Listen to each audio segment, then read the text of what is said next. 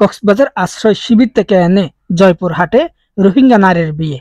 জয়পুরহাটের কালাই উপজেলার লাখৈর গ্রামে আইনাল হোসেন নামে এক যুবকের সঙ্গে কক্সবাজারের উখিয়া আশ্রয় শিবিরের এক রোহিঙ্গা নারীর বিয়ে হয়েছে।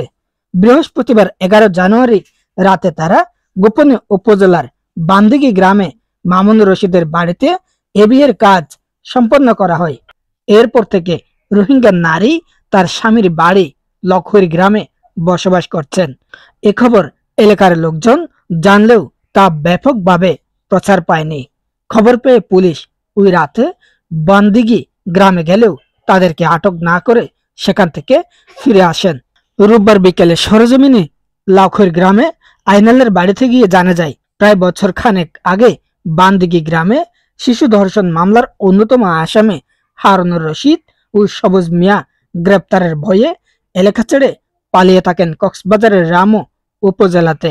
সেখানে পরিচয় হয় আয়েশা বেগম নামে এক রোহিঙ্গা নারীর সঙ্গে। সে সূত্র ধরে তারা দুজন যাতায়াত করতেন ওই নারীর বাড়িতে। আয়েশা বেগমের ঘরে ছিল 21 বছর বয়সের মেয়ে রোমা খাতুন।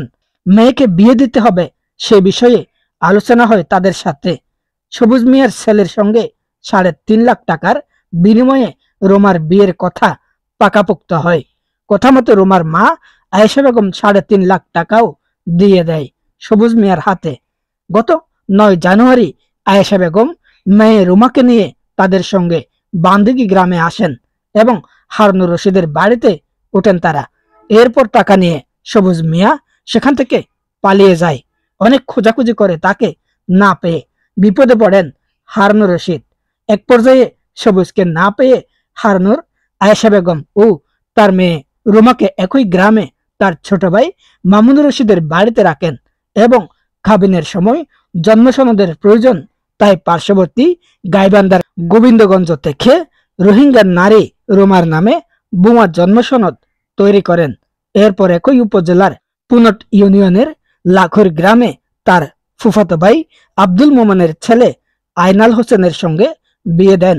রোহিঙ্গা নারী রোমার মা আয়েশা বেগম বলেন, আমরা রোহিঙ্গা এটা সত্য, তবে আমাদের ছেলে মেয়ের কি বিয়ে হবে না? হারুনুর আমার ধর্ম ভাই, সেই সুবাদে সবুজের ছেলের সঙ্গে আমার মেয়েকে বিয়ে দিতে এসেছি। বিয়ে বাবদ সবুজকে 3.5 লাখ টাকাও দিয়েছি। এখানে আসার পর আমাদেরকে ফেলে সবুজ পালিয়েছে। এখন বাধ্য হয়ে আমার ধর্ম ভাই হারুনুর আমার মেয়েকে তার ফুফাতো ভাইয়ের ছেলের সঙ্গে বিয়ে দিয়েছে। এতে আপনাদের অসুবিধা কোথায়? জন্ম সনদ নিয়ে জানতে চাইলে তিনি বলেন, যা করার সবকিছুই হারুনুর রশিদ করেছে। রোমা বলেন, আমার কি অপরাধ? মা ও হারুন মামা আমাকে এখানে এনে বিয়ে দিয়েছে। মা সবুজ আমাকে বিয়ের জন্য 3.5 লাখ টাকাও দিয়েছে। সে আমাদেরকে রেখে পালিয়ে গেছে।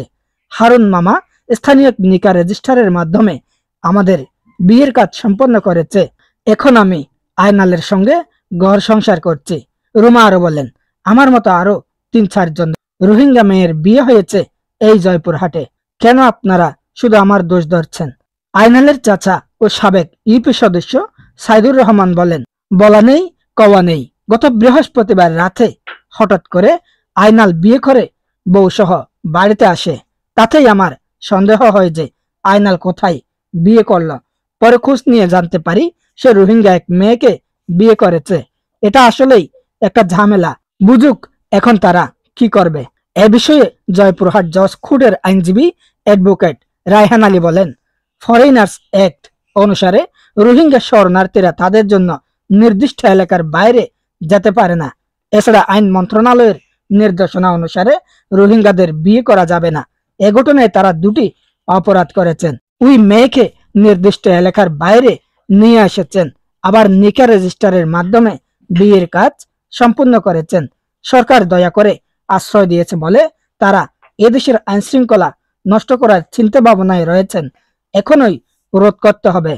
মুবারকুদ্দিন নয়ন, দা কক্স নিউজ, TCN, কক্সবাজার।